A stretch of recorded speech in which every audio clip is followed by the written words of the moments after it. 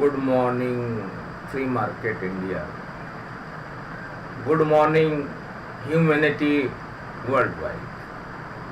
Let me speak human. In India, it is festival time, money making time. You cannot earn money, you have to make money. Earning money is something related to labor which has lost its importance in the production system.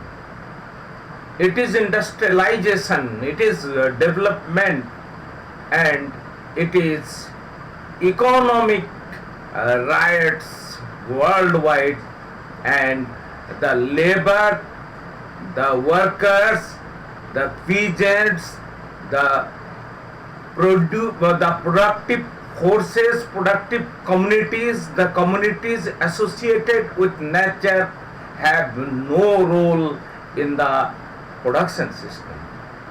Rather, they have become the victims of development, as we have seen. The tribal demography has been subjected to be victimized for the saga of development in India, and they have no hearing. Only last day, some friend with a tribal identity, he asked a very genuine question. आदिवासी क्या शैतान है milord? Some time before, a scribe friend told me that the tribals are creating all the trouble and they must be liquidated, and it is all about Salvador. Terming and defining the tribal has been an interesting affair. Gandhi called them Grijan, and Dr. Ambedkar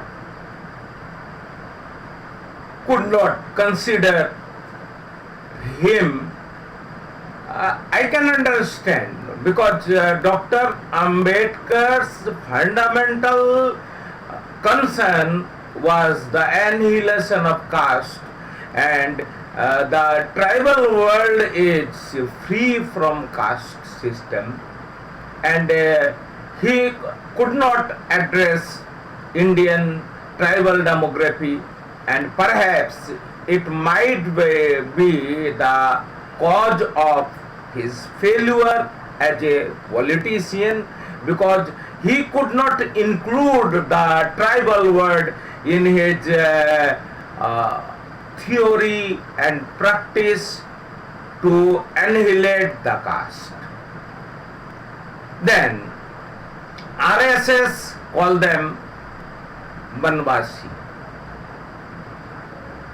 and RSS means to finish their identity as tribal. RSS tries to convert them back into Hindutva, as most of tribals have been converted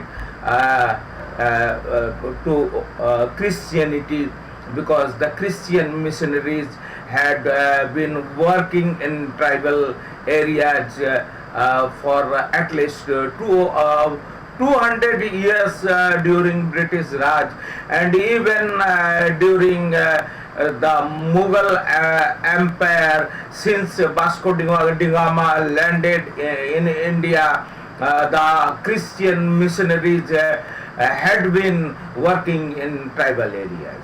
Nowadays, nobody goes to tribal areas. No one cares for the tribal world. Only the Maoists and only the RSS people, they are concentrating in tribal areas, no democratic force, no political force, even no Ambedkarite organization cares enough for the tribal people. Only NGOs are working with their projects in tribal India. This is the basic thing. What do you mean by development? What do you mean by industrialization? What do you mean by urbanization? I have been telling our people, I have been speaking that Manusmriti is not a holy book at all. It is an economics. It is an economics like the Kautilya's economics. Kautilya ka Arthashastra. We owe to Kautilya, the original intellectual in India, who incarnated Chandragupta Maurya, the man who from the deep of the earth came out and made an empire and upset the apple cart of the ruling Varna hegemony. It was Kautilya behind. And I don't understand who celebrate the birthday of Chandragupta Maurya. They hate Mr. Kautilya. Kautilya was a Brahmin. Brahmin was his caste identity, but he was behind the change, we have to remember. And politics is economics. It always had been economics. And back to the definition of Adam Smith, that economics is all about creating wealth. And politics, in that sense, is all about creating wealth. It means you have to exclude the subject from the periphery of economics. The globalization is exactly this. It is not only excluding the subject, the people who are being ruled all over the world, the class consisting, the working majority consisting, the productive forces consisting, the communities associated with nature consisting, all those deprived, depressed and subjected to infinite persecution. This is the story. And now I am afraid to say that this globalization, this neoliberal economics is also escaping humanity. It is escaping nature. It is all about the exploitation of nature and natural resources and humanity. And because politics is economics, because diplomacy is economics nowadays, international relations have been reduced into trade relations. Our communist friends, way back during Second World War, while Netaji left India and he tried to align with Hitler and ended to ally with Japan to liberate India, communist friends just branded Netaji as traitor, and now they accept that it was a Himalayan blunder. For your kind information, India has aligned with Germany, and it is Germany, Japan, two allies of fascism and Nazi world. It makes the group 4 of India, Germany, Japan and Brazil. It means history has changed. Yes. Now Germany is not Nazi. Neither Japan is the ally of fascism. But we cannot neglect the Nazi and fascist psychology in German hegemony and the element of neo-Nazi ideology in German economics. The Great tragedy has exposed Germany. After the humility of Germany, breaking up of Germany, it was Greece which forget the debt it lended to Germany, and Germany is the bone of contention to the bailout process of Greece. And what is happening in Greece? Everything is privatized. Everything, every service is linked to the market, and the people starve. I had already written about European geopolitics, the land of basic industrialization, the land of democracy, democratic movements, French Revolution, the agrarian revolt against church, the and against Pope, against monarchy. Europe is developed. It is not underdeveloped. It is not developing. It is the developed world.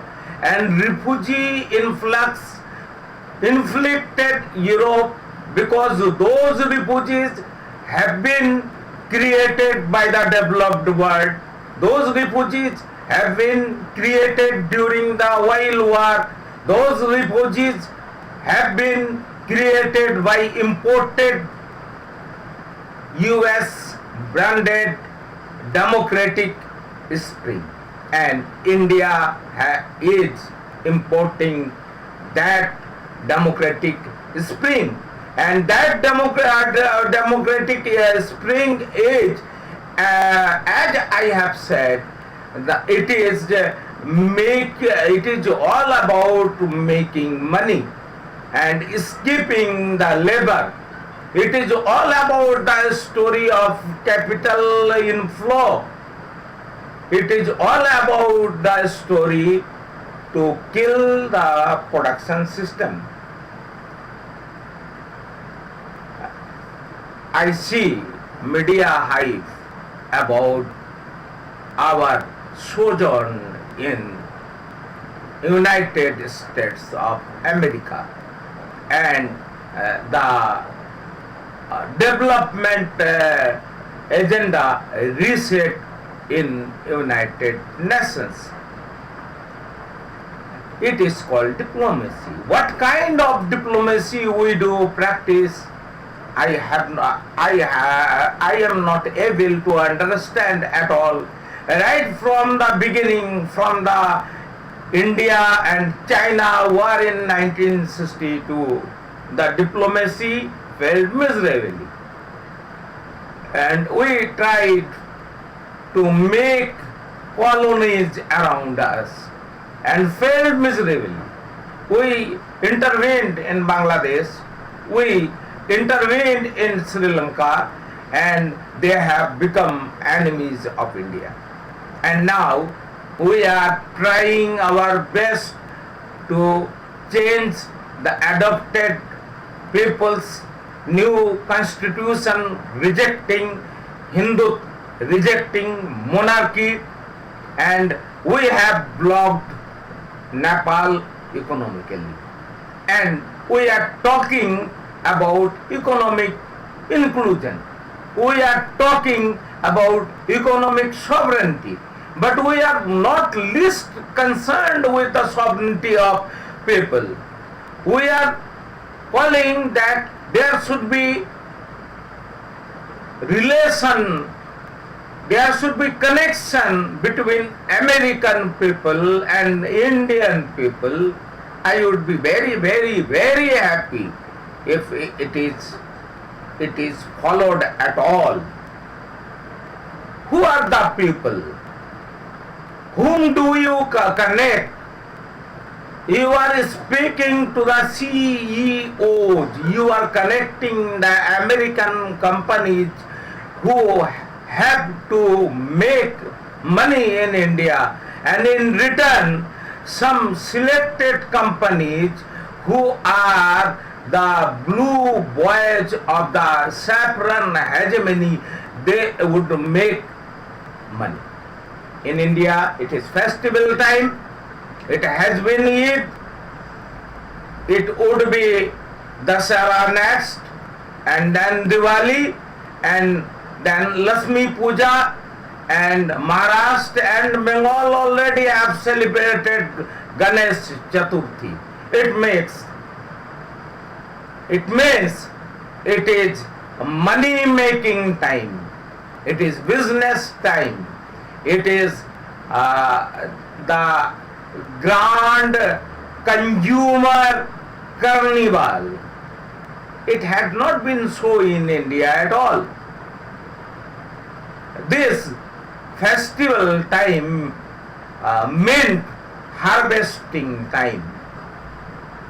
The peasants, the producers produced their harvest, and then they were paid back by the society, and they celebrated in different ways in accordance with the diversity, the diverse culture of India, in pluralist ways, in different religious behavior, the tribals, the Dalits, the backwards, the Bengalis, the Maharashtra people, and the North Indians, the South Indians, the Himalayan people, countrywide, they used to celebrate life, they used to celebrate festival, they used to celebrate humanity,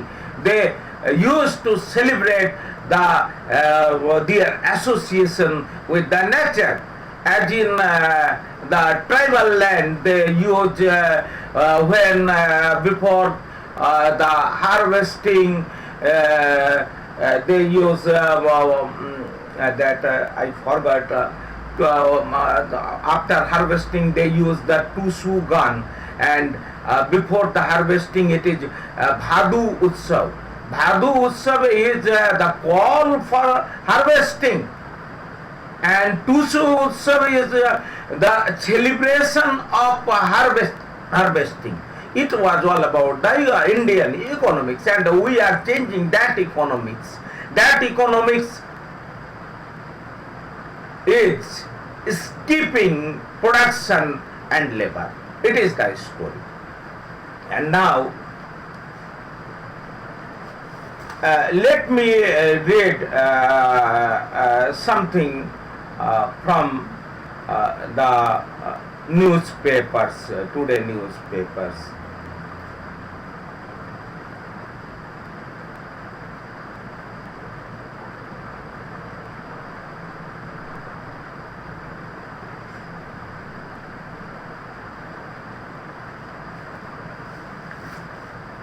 Sriram Chaulia wrote Realizing INDERICA in Sunday Economic Times. He wrote, Prime Minister Narendra Modi's second visit to the US from September 24 to 28 is driven by a vision to advance both national and collective international interests.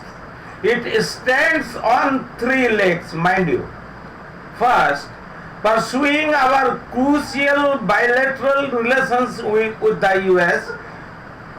Second, fulfilling our multilateral ambition of steering the United Nations in a new direction and keeping the faith of the American private sector and our high-tech diaspora in Silicon Valley to motor in India's economic march. I can't understand what purpose would be served if the head of the government meets the Facebook CEO and Google CEO. We are depending on US outsourcing. It is to boost the service sector. It is not addressing the basic problem of the economics.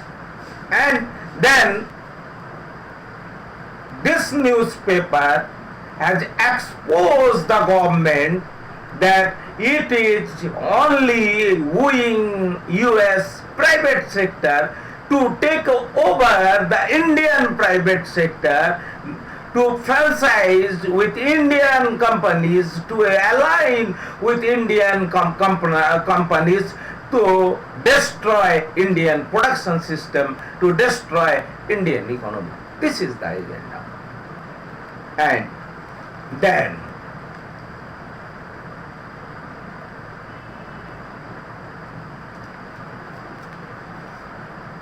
Mr. Chaulia wrote, leading the troops. One of Modi's achievements during this US sojourn is that he reinforced India's role as a leader of Global South.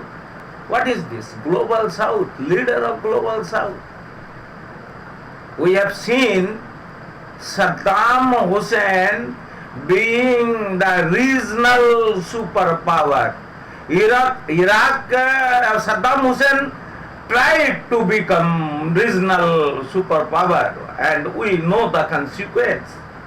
We know the consequence from Afghanistan to Iran, from Syria to Jordan, and then the refugee influx from Africa and the Middle East overwhelming the developed nations in Europe. This is the consequence. Already we have the largest number of refugees in India, and we have not signed the international treaty on refugees, and in accordance to international laws, everybody is citizen. You cannot deny citizenship to anyone, and you cannot deny to refuse humanity within your periphery. India denied to sign the document, and the refugee influx across the border continues. We have amended the Citizenship Act, and nobody in India is citizen by birth.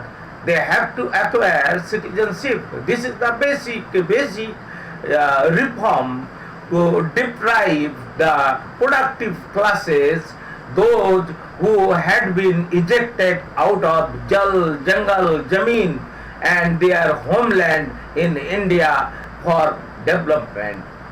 This is the story of those people victimized in Salwa Jurumh, those people in the Himalayan region, in Kashmir and Northeast, who have been victimized by the army rule since 1958, empowered by government orders, oppressed and military rule relaunched time and again.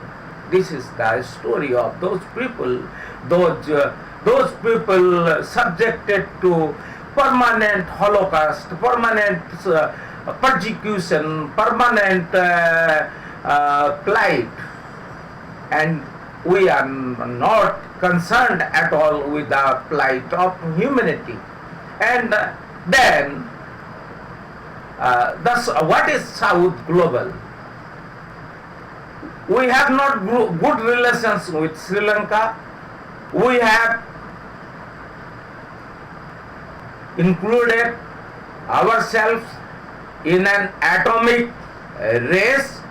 We are, our topmost priority is to make Indian defense privatized, like Indian railway, like Indian industries, like Indian service sector, like the core sector, every sector, Indian banking, Indian insurance, Indian education, Indian health, and it is the agenda set in United Nations address, and it means total privatization, total retracement as soon as 7th Pay Commission is implemented. It is the agenda. And we boast to liberate Bangladesh. And Mrs. Indira Gandhi was called Durga because she killed the Mahishasur in Bangladesh. The Pakistani army personified, which was defeated in Bangladesh. And what is the result? We have the worst relationship with Bangladesh. And now, during earthquake in Nepal, the people were crying, go back Indian media home, because the RSS network was working there to make Nepal Hindu again. The Sark summit was a miserable failure just because Indian Prime Minister pursued the agenda of Hindutva, the agenda to make India Hindu within 2020 and to make the globe Hindu within 2030. The SAARC summit failed. The SAARC summit failed. SAARC failed. South Asian cooperation failed. Indo-Pakistan relation never improved. Never improved. Nobody across the border wanted to probe it. And we could not connect the people of Kashmir across the border. Muzaffarabad, 176 kilometers away from Srinagar, is a distant land, and Dhaka, only some hours away from Kolkata, is a foreign land, and it is not connected at all. And Tripura and Northeast is untouchable just because the land in between, the buffer land, is a foreign land, and like Europe, we cannot move around with a single visa or a single passport. It is impossible. Then without South Asian cooperation, you are going to make the South global with your saffron agenda. With Hindutva, you want to win the South Asian countries, and you want to make colonies in and around South Africa, and you want to make colonies of the people of scheduled caste, scheduled tribe, and backward classes and those roaming communities around, and the Muslims, Buddhists, Sikhs, Jainis, and other minorities. They have to become colonies of Hindu, and the hill is losing. It is unprecedented violence because our nationalism is religious nationalism. Our nationalism is blind nationalism. Our nationalism is hatred. Our nationalism is intolerance, and we are trying to become the global south, the regional superpower. This is the story of American sojourn, and this story roots in private sector of United States and India Incorporation celebrating, Confederation of Indian Industries celebrating, FICCI celebrating. I wonder, they are not concerned. They are not concerned that the domestic market is gifted away. Andaman and Nicobar Islands are being gifted away. The Himalayas have to be deserted, as Sundarlal Bahuguna has warned, and the oceans have to be dried up with nuclear energy. It has to become a radioactive tsunami to destroy the humanity. This is the consequence of making in a regional superpower. It is the ambition of saffron nationalism, and we are the citizen of saffron nationalism. Cry India, cry Indians. It is the great tragedy which is repeating in India, and we cannot enjoy the catharsis. I am very, very sorry, we cannot enjoy the catharsis at all. The tragedy began on 15th August 1947, since the transfer of power to those people who aligned with British Raj. Now they have aligned with mafia, syndicate, builder, promoter Raj, and FDI Raj, and this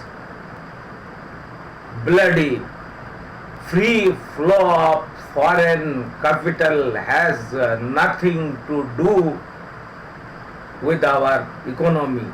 It has nothing to do with our business. It has nothing to do with our industries.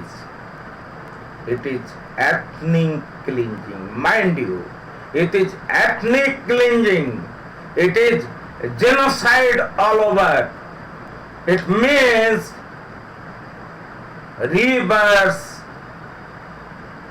full of blood. It means oceans full of blood. It means the Himalayas bleeding. I am least concerned with politics.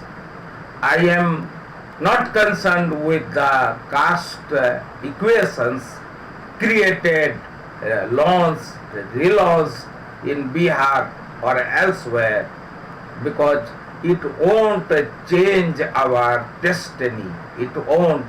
This economics of politics, this Manusmriti economics would not change our destiny. Thanks. Let me speak human.